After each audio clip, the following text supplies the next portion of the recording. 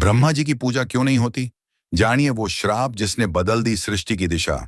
क्या आपने कभी सोचा है कि जब ब्रह्मा जी ने इस पूरी सृष्टि की रचना की, हर जीव, हर तत्व, हर नियम उन्हीं के द्वारा बनाए गए, तो फिर उनकी पूजा क्यों नहीं होती?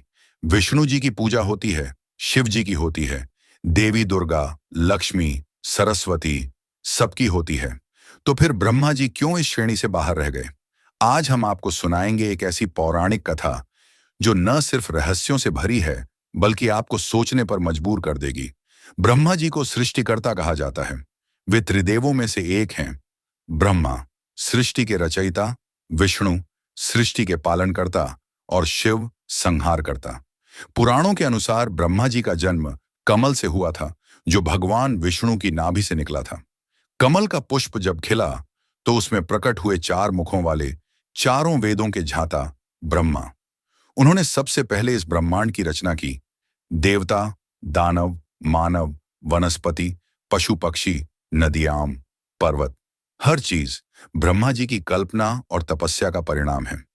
लेकिन इतनी महान भूमिका निभाने के बावजूद उन्हें पूजा क्यों नहीं मिलती? कहानी शुरू होती है सृष्टि निर्माण के कुछ समय बाद।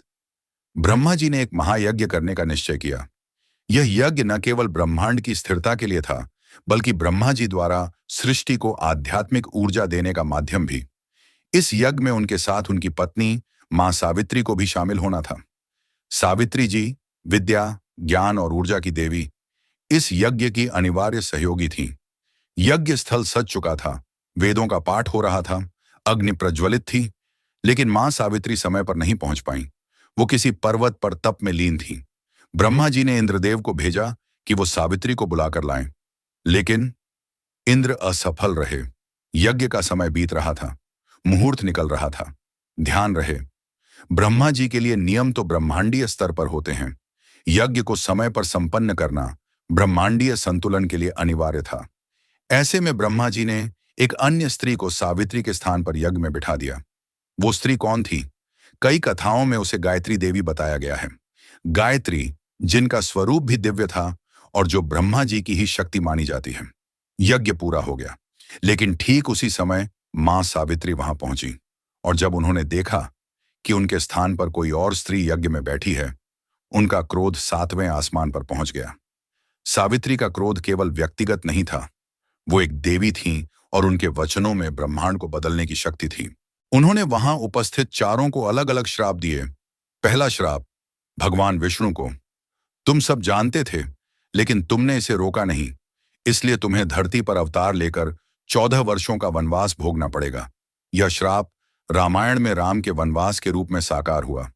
दूसरा श्राप गौ माता को: तुम्हारा दूध इस यज्ञ में प्रयुक्त हुआ, लेकिन तुमने इसका विरोध नहीं किया, इसलिए तुम्हारी पूजा तो होगी, पर तुम कूड़े कचरे में विचरण करोगी।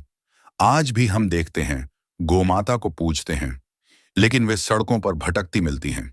तीसरा श्राप इंद्रदेव को: तुम्हें लाने भेजा गया, लेकिन तुम असफल रहे।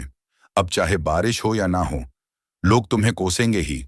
और वाकई, जब भी बारिश कम हो या बाढ़ आए, लोग इंद्र को दोष देते हैं। चौथा श्राप ब्रह्मा जी को: आपने मेरे बिना यज्ञ कर लिया, अब इस सृष्टि में कोई आपकी पूजा नहीं करेगा। इस श्राप के बाद ब्रह्मा जी की पूजा लगभग समाप्त हो गई। आज पूरी दुनिया में ब्रह्मा जी के नाम पर गिने चुने मंदिर हैं। भारत में प्रमुख रूप से केवल एक प्रसिद्ध मंदिर पुष्कर, राजस्थान में स्थित है। क्या आपने कभी गौर किया, नवरात्रि में दुर्गा जी की, शिवरात्रि में भोलेनाथ की और एकादशी में विष्णु जी की पूजा होती है, लेकिन कोई ब्रह्मा जयंती नहीं मनाता। कुछ विद्वानों का यह भी मानना है कि यह कथा प्रतीकात्मक है। ब्रह्मा जी का कार्य सृष्टि की शुरुआत करना है। जब कार्य पूर्ण हो जाता है, तो उसकी पूजा की परंपरा धीरे धीरे समाप्त हो जाती है। यही कारण है कि हम जन्म लेने वाले डॉक्टर की पूजा नहीं करते, बल्कि जीवन भर हमारा पालन करने वाले माता पिता या भगवान की पूजा करते हैं। ब्रह्मा जी ने आरंभ किया, विष्णु जी ने पालन किया, और शिव जी करते हैं संहार, ताकि नए आरंभ की संभावनाएं बने। आज जब हम आधुनिकता की ओर बढ़ रहे हैं, तो हमें यह भी समझना होगा कि हर पौराणिक कथा केवल एक घटना नहीं, एक संदेश होती है। सावित्री का क्रोध न्याय की मांग का प्रतीक था। वह शक्ति स्त्री के सम्मान और धर्म के संतुलन की बात करती है। और ब्रह्मा जी का न पूजना ये हमें सिखाता है कि कर्म के बाद यदि अहंकार आ जाए तो उसका फल विफलता हो सकता है। तो अगली बार जब आप ब्रह्मा जी की मूर्ति को देखें या पुष्कर के मंदिर के बारे में सुने तो याद रखिए, यह केवल एक देवता की बात नहीं है। ये न्याय, धर्म और भावनाओं के उस संतुलन की बात है जो इस सृष्टि को चलाता है। क्या आप मानते हैं कि श्राप सिर्फ शब्द होते हैं या ब्रह्मांडीय आदेश? कमेंट में जरूर बताइए। अगर आपको यह वीडियो पसंद आया हो तो लाइक जरूर करें, ऐसी और पौराणिक कथाओं के लिए सब्सक्राइब करें और अपने दोस्तों के साथ शेयर करना ना भूलें। धन्यवाद। जय श्री हरि।